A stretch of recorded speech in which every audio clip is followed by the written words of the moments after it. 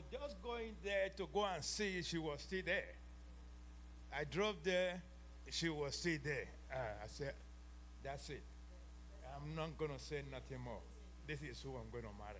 Beautiful. That was the decision. Beautiful. Thank you for sharing. That was it. Thank you. Yeah. Thank you.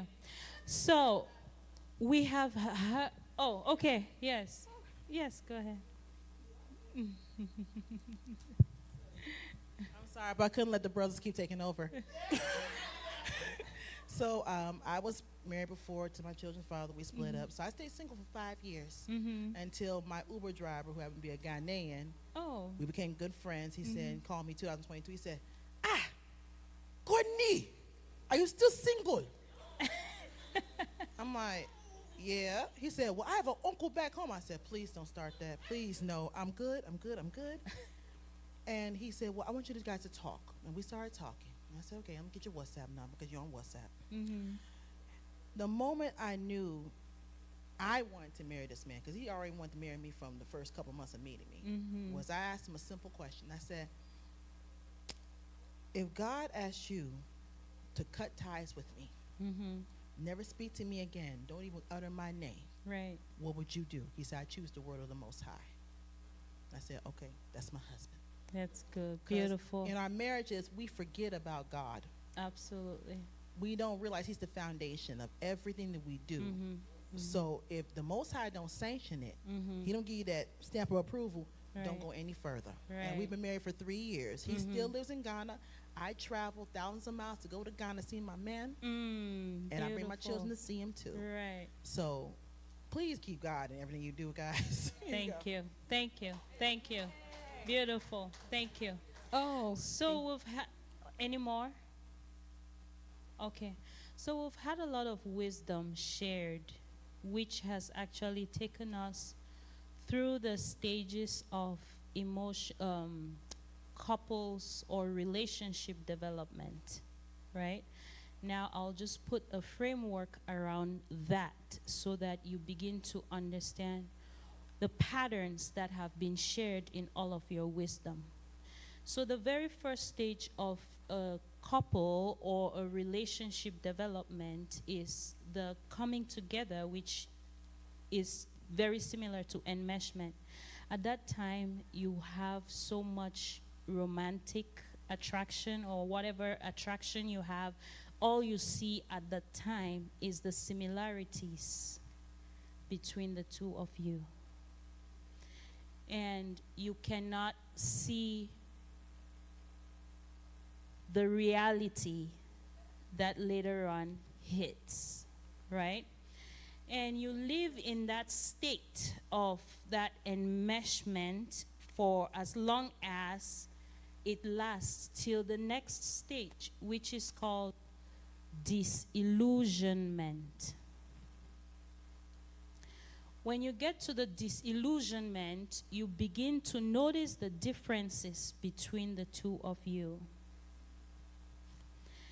And depending on what happened that brought you out of your illusion, that elusive state, which was that euphoric state, and now brought you into that state of disillusionment, sometimes you discover things that now make you perceive that person differently.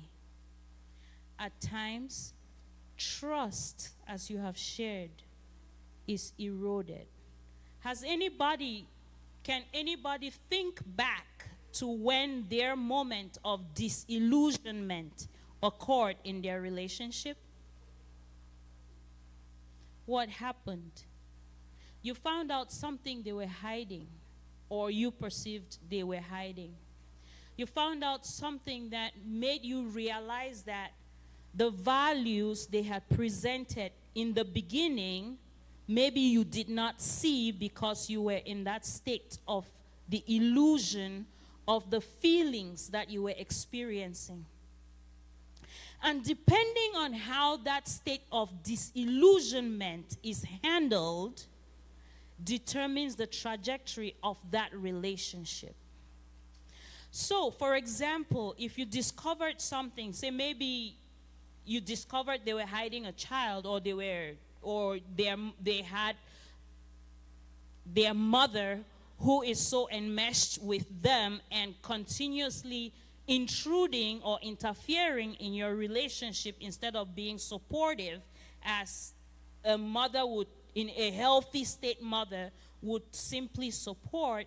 And you find that they are closer to their mother, or they open up more to their mother than to you, their spouse. So it begins to erode that trust. Does that make any sense to anyone? Right. So depending on how, again, that initial disillusionment is handled.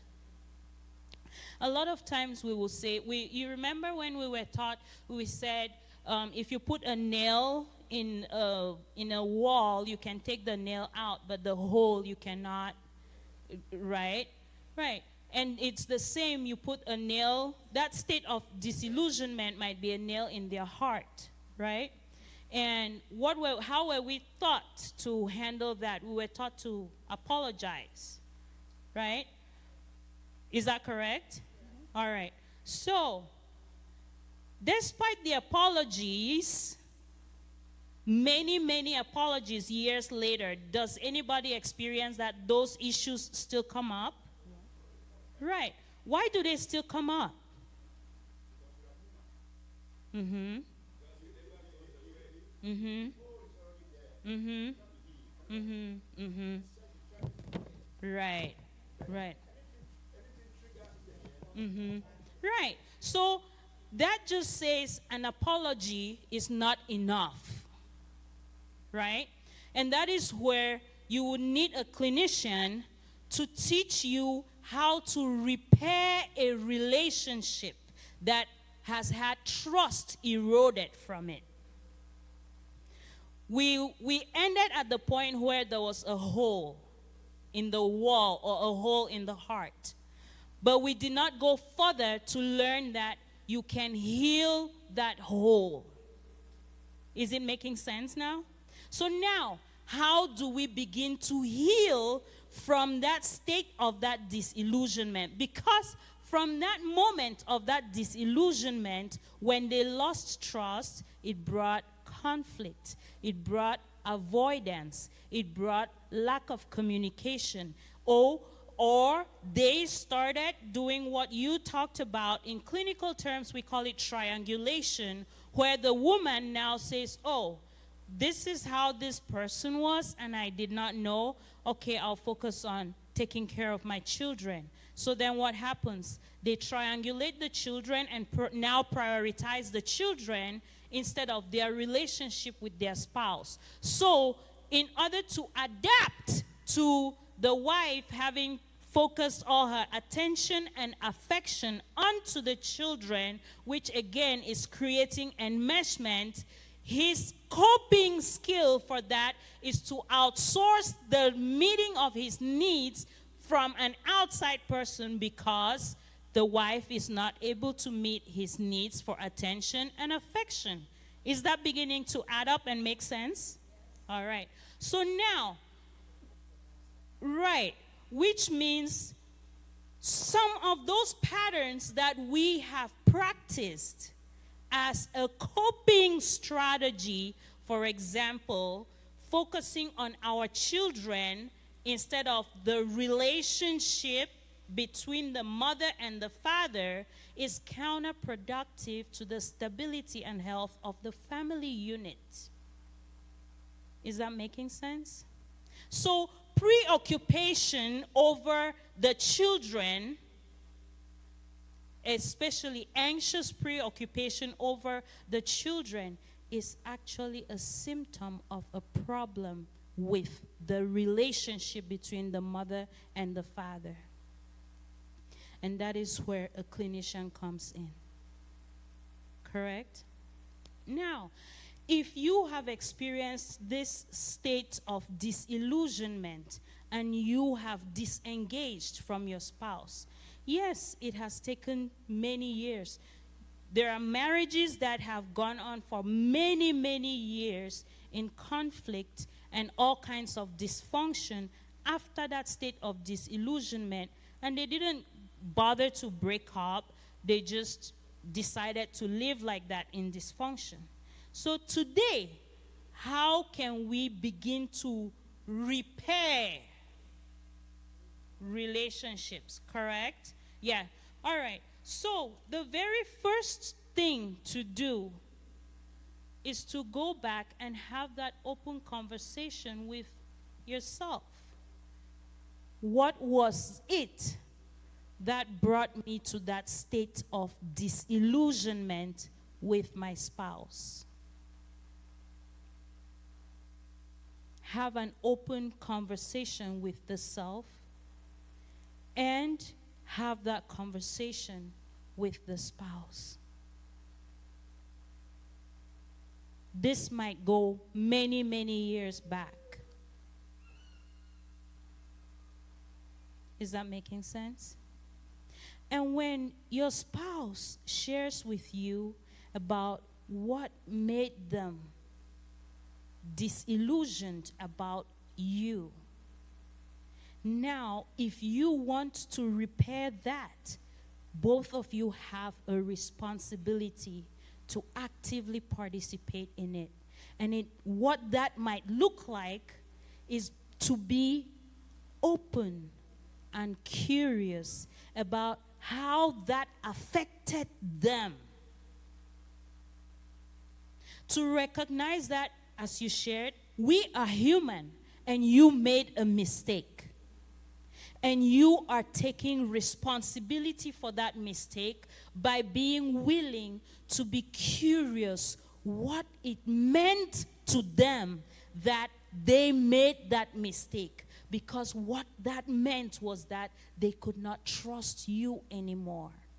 So they started keeping secrets.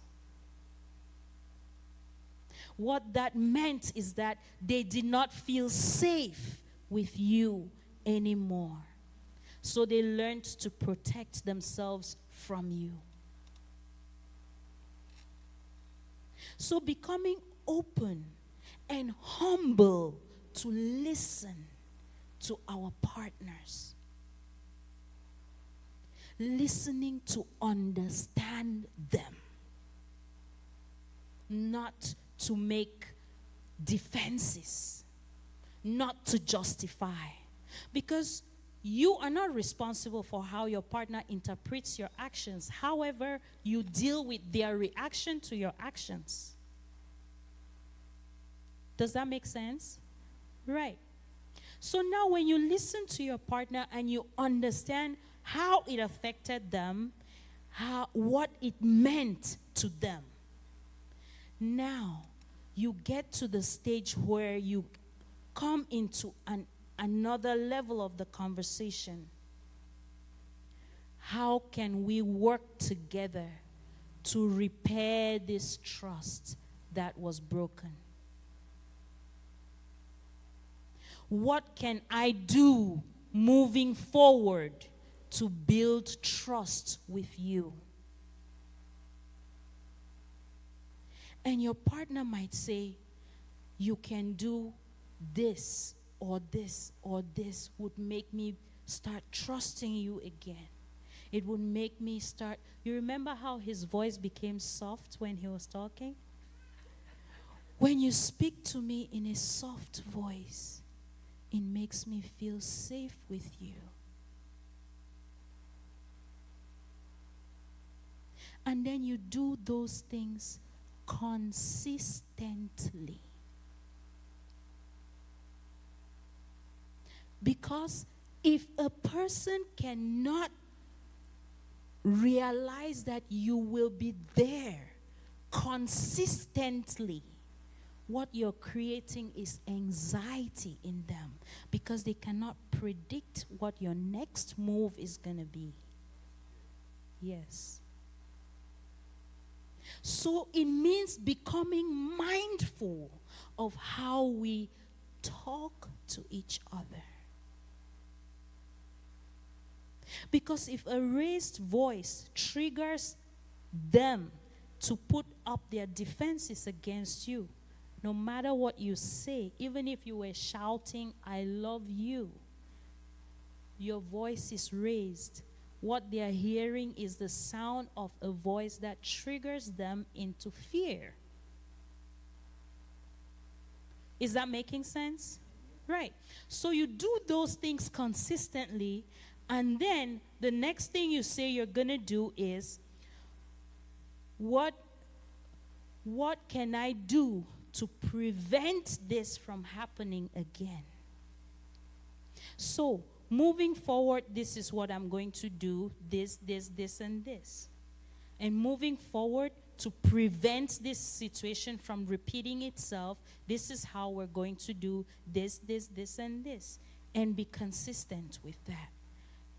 Next up, how do we know that we're making progress? Giving each other feedback. That might look like a weekly meeting, checking in. Is anybody doing check-ins at their job? Right. So you check in your relationship. When was the last time you checked in with each other on the state of the union of your relationship? Right? Right. Mm. Mm-hmm. Mm-hmm. Mm-hmm. Mm-hmm. Mm-hmm. Mm-hmm. Right. So you can. Mm-hmm. Yes, either anybody, yes, either person, right. So we're looking to repair. What can we do to repair this relationship, right? Which means if we are working on repairing, we're working together to repair so we can rebuild, right? And if we are not working together to repair and rebuild the relationship, tell me what's happening there. You tell me. What would that mean to you? Mm-hmm. So, but what does it mean to you? If, say, for example, it was you and I, you brought this issue, whether I did it or not, right? The fact is, it hurt your feelings, right? That's how you perceived it, right? So, but you brought it to my attention, and I refused, one, to acknowledge, two, to validate your feelings, right? Right. So then how did that make you feel? Right? And then what else? What's your plan B? Mm-hmm. Mm-hmm. Mm-hmm. Mm-hmm. Thank you. So, would you, in addition to that, would you seek professional intervention? Okay. Thank you. So you see how the cycle is repeating? So you ask your question, you answer the question, and then you're repeating your cycle. And at the same time, you want a healthier relationship. Thank you very much. This is the reality, right?